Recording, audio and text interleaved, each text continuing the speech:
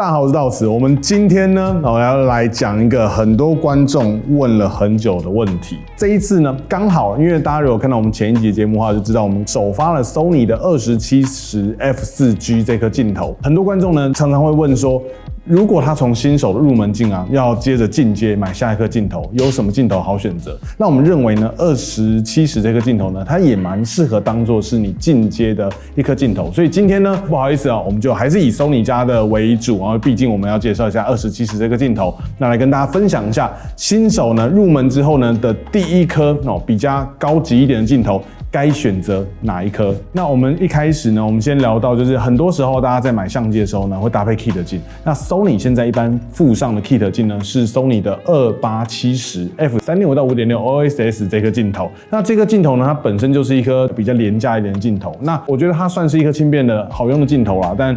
可能如果谈到画质或者是网络上对它的一些评价，会让很多新手觉得我可能稍微入门一点之后呢，我就有点考虑想要把这颗镜头给换掉了。而且我觉得它在望远灯的光圈呢，的确也是偏小的，毕竟它是一个便宜的入门镜头。那这个时候呢，如果今天呢，你很常去拍摄旅行或者是你就是比较喜欢日常的拍摄，那可能还没有一个特定主题。像我们频道很多观众，其实他都会问说，我今天如果要去日本旅游，该带什么镜头呢？或者是出国旅游该带什么镜头呢？又变成是大家在每一次直播都会问到的问题。非常有趣的就是呢，在这一段时间呢，就在2710G 这颗镜头公布的时间点之前就在我们可以公开之前呢，很多观众其实都已经会在周三晚上的直播跟我们频道的一些影片下面留言问说，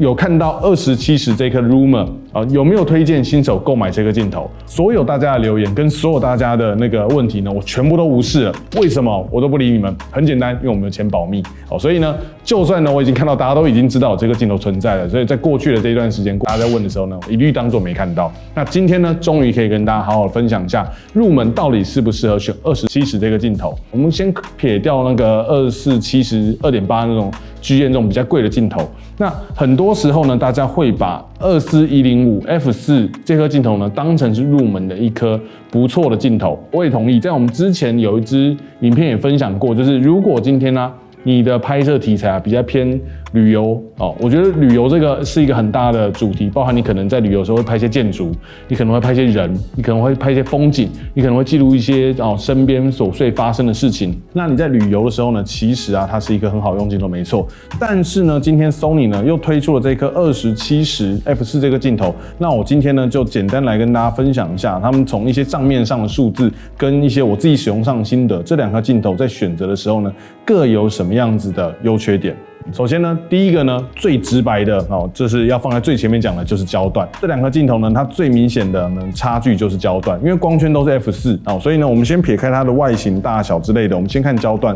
24105呢，顾名思义，它是从24端到105端，所以它具有优势的焦段呢是在105这个部分。所以如果今天呢，你去的地方呢，你比较会想要拍一些具有压缩感的东西，比如说。现在很流行，大家会去拍，像在富士山附近呢，大家会把那个城市的街道，一些电线杆跟富士山有点利用压缩感的方式呢，把它拍在一起。那个时候呢，像105这个焦段呢，就可以帮上你一些忙。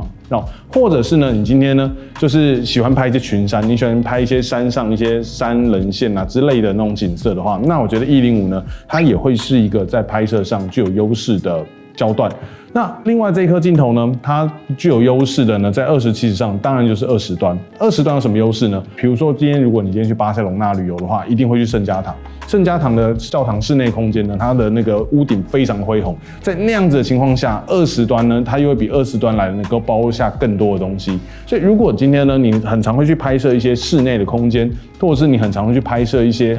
伟大建筑的内部，甚至你想要拍一些城市仰望高楼的感觉的话，那20端呢，可能又会比2405来的更有优势一点点。我举个例子好了，比如说你今天要去京都，你想要去拍摄一个京都的寺院，然后你想要拍寺庙里面，那我觉得20端在旅游上呢，它也可以带给你很多不一样的东西。以焦段来说呢，如果今天你除了拍照之外呢，你还要录影，那我们在前一支影片也分享过，那这两支镜头呢，在比较的时候呢，你除了拍照之外呢，你更可能需要考虑到录影的部分。那这两个差距最大的呢，可能就是在它的光角端的部分，因为我们知道嘛，以 Sony 的相机你如果要达到一个很好的防手震的性能的话呢，其实一般我们会开启积极防手震。那在自拍的实验上面，你会发现当你今天使用20端在做自拍的时候呢，加上它的裁切，你会发现利用20端加上积极防手震，你可以看到效果呢会是比较好的，你比较容易去做一些简单自拍。如果你今天出去旅游，你想拍一些 vlog， 你想要自己顺便，不管你是要经营自媒体频道也好，或者是你单纯只是想要拍一些影片留下来给自己看，或者大家出去玩的感觉的话，那这颗镜头呢，相对来说在自拍上面会具有比较大的优势。但如果今天呢，你今天在录影上面的需求呢，比较偏向要拍多一点 B-roll， 然后你没有什么自己要入镜的需求，那24-105呢，在使用上，你如果要拍自己的话，我们的建议会比较像是你可能可以把机用脚架站在前面，然后你坐在这个地方，就像现在这个样子来做录影，它24-105可能会是比较合适的。所以这两者呢，我觉得在运用上面呢，以焦段来说，会有一点点差距，无论是在拍照或者在录影上，那这个是你可以思考一下。到底是广角端的弹性对你来说比较重要，还是望远端的压缩感对你来说比较有吸引的感觉？这是第一个我们要来探讨的部分。再来是第二个部分，就是它本身镜头的规格。首先2070呢，它的重量是488克，那24-105的重量是663克。我们讲到这个重量差别其实我必须讲一件事情，就是以旅行上来说，其实镜头重量当然会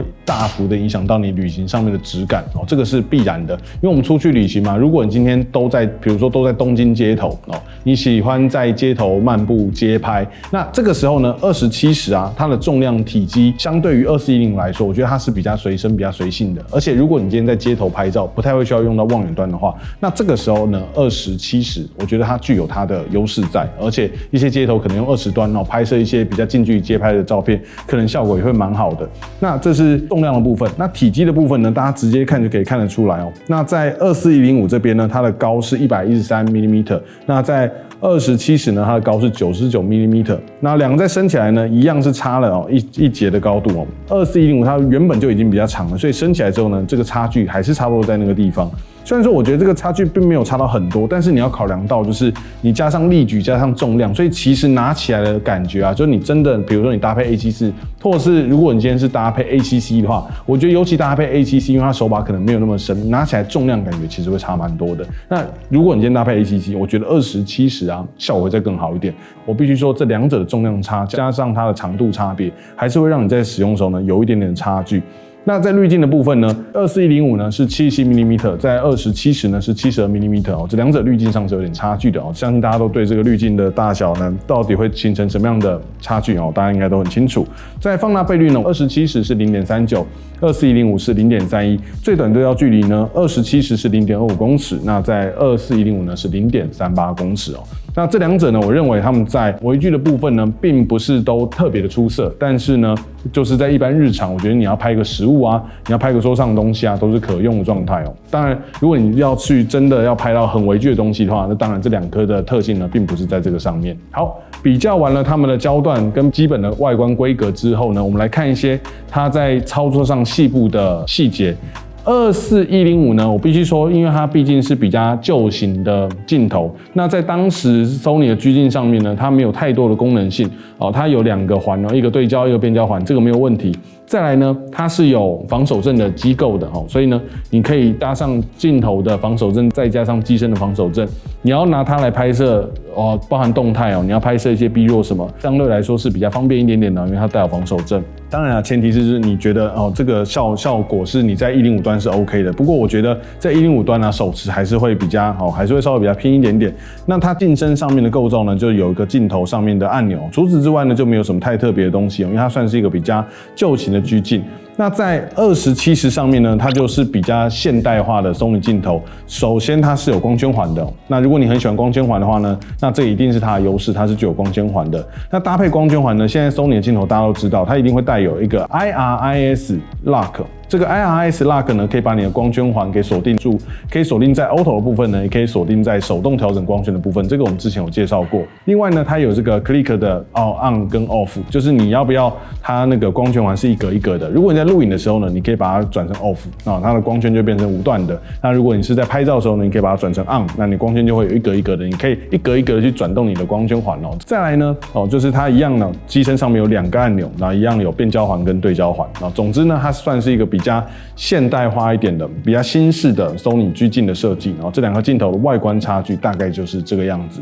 那如果呢，今天要我来私心讨论这两个镜头啊，因为我们回到了那个观众很常问到，就是出国要怎么选择镜头呢？那这两者镜头呢，在搭配上我会怎么样去做选择呢？首先我来跟大家分享一下，就是如果今天呢，你真的很喜欢望远这个焦段呢，那你可能如果你觉得105这个焦段也不足的话呢，很多时候呢，我们就会把我们的目光看向另外一颗镜头，也就是 Sony 的70-200 f4 这一颗哦，就是如果你今天想要拍摄一些望远的焦段呢，你可能会使用 Sony 这个70-200这个镜头 f4 这个镜头。那这颗镜头呢，我认为它也是一颗非常轻便哦，很适合带出国旅游。如果你特别喜欢望远焦段的话，你想要拍一些像我刚提到的，你特别喜欢拍一些望远题材的东西，你可能会有考虑选购这颗镜头。那跟这颗镜头搭配的话，我必须说，如果你今天是买24-105跟这一颗镜头做搭配的话，那你中间那个105这个焦段呢，跟这一颗镜头其实就重叠到蛮多的，然后这两者的重量加起来呢，其实也蛮重的，我觉得就会相对来说比较可惜一点点。这个时候呢，如果你是搭配20-70配上70-200这个镜头，它的焦段就是完美接上哦，直接从70端接到70端都是 f4， 等于说你这两颗镜头呢放在一起，你就具有了20-200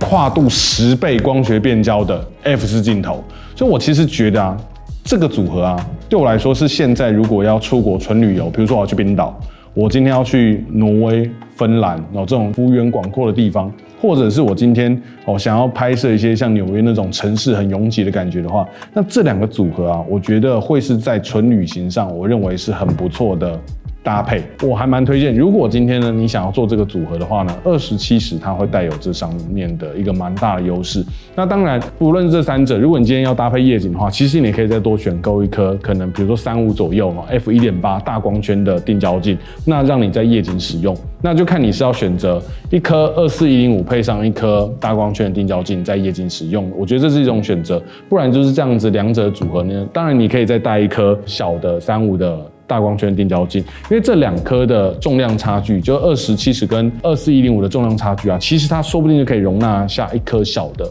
大光圈的定焦镜哦，所以这个是我觉得重量体积在你在旅行上面的考量啊，它的确是会影响你对选购镜头上面造成你有不同看法的。最后呢，我们分别去比较了20-70跟24-105呢，在苗栗山上的树林来拍摄一些照片的画面，大家可以看到105端拍起来散景的感觉跟70端拍起来散景的感觉还是会有一些差距。我跟一凡站在同一个地方，站在同一个位置呢，用两颗不同的焦段去录制了一些画面，然后大家可以自己再从画面上比较一下。那因为这个会影响到就是你在拍片啊，或者你在拍照的时候的一些方便度跟一些就是可用的效果。那20端在广角上啊，你可以看到就是在拍摄一些广角画面呢，还是跟24端比还是有一点些微差距。这个会不会构成你在选择这两个镜头的关键点？我不知道，那你就可以自己再依照你自己的想法来看看哪一颗镜头比较适合你。那如果要我私心推荐的话呢，对Sony说我可以直接私心推荐。那如果我私心推荐的话，我会选20-70这个镜头，因为它体积小蛮多的，那我用起来其实蛮顺手的。其实我用这个镜头街拍了好一阵子，我自己真的还蛮喜欢的。那当然啦，它入夜当然是相对来说比较弱势一点点，但你只要配上一颗大光圈定焦镜，这个问题马上就没有了。毕竟没有一颗镜头是完美的，在价格上跟所有的规格上都可以如你所意。总之是这样，我的 OK， 那我是道慈。如果你还想要看到关于这个镜头或者是这类议题的更多的分享，你可以再留言给我们，然后我们会再找时间做影片跟大家分享。就这样，大家拜拜。